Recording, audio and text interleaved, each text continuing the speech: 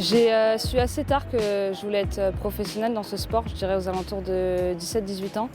En fait, d'abord, j'ai été assez vite sélectionnée dans les catégories jeunes en équipe de France. J'ai commencé au Creps de Nancy, j'ai été au Pôle France à l'INSEP et voilà, seulement à partir de 17-18 ans, je me suis dit je vais en faire une carrière, un sport de haut niveau et un métier aujourd'hui aussi.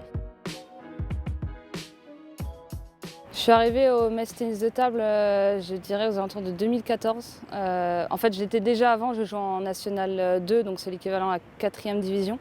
Et en fait, il y a eu un accord entre le club de Céris, dans la région parisienne, pour commencer justement mes premiers matchs en pro. Parce qu'à cette époque, je devais avoir 17-18 ans, je pense, c'est ça. Et après, je suis revenue du coup à Metz pour continuer ma progression en fait.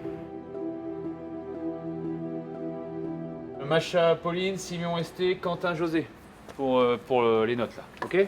Allez, on y va. 10 minutes d'échauffement et dans 10 minutes on commence. C'est parti. En 2023, c'était pour le coup une super année avec le club. Vice-championne de la Ligue des Champions, championne de France, donc il y a déjà eu plusieurs titres avec le club. Et cette année-là, j'ai été titulaire toute la saison, donc c'était pour moi vraiment bien de pouvoir profiter de ce titre à 100%. Pour les Jeux de Paris, c'est vrai que c'était l'objectif depuis Tokyo, puisque j'ai eu la chance d'y participer. Aujourd'hui, je traverse une période un peu compliquée.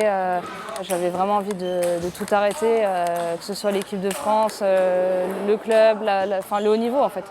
Donc là, je regoute petit à petit au plaisir de m'entraîner et de jouer. Donc pour moi, c'est déjà une première étape de passer. Ça c'est bien. Allez, tu tiens. Bien. Très bien, Pauline. Le plus important pour elle, c'est que c'est ici, dans sa tête. Si elle n'est pas bien là, elle ne s'en sort pas, que ce soit dans son ping ou dans sa vie à côté privée. Et je pense qu'aujourd'hui, elle est en train de trouver encore plus au fur et à mesure dans ce qu'elle a besoin. Et puis on le voit à la table, on voit dans ses résultats. Non, franchement, moi j'ai rien à dire là-dessus. Hein.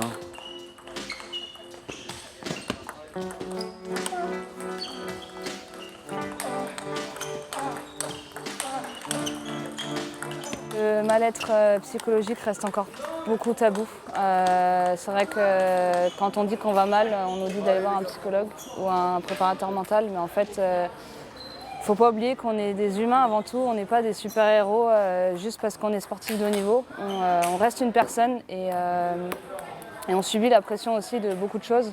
On subit notre pression de nous-mêmes aussi parce qu'on a forcément des objectifs qui sont très hauts, des ambitions très hautes. Mais pour moi, c'est encore pas assez développé. Ça devrait être la préparation mentale, l'aspect psychologique devrait être dans notre sport, en tout cas, à minima 50% du travail, parce que en fait, le sport de haut niveau, ça ne se joue pas seulement à la technique et au physique, et ça se joue surtout au mental.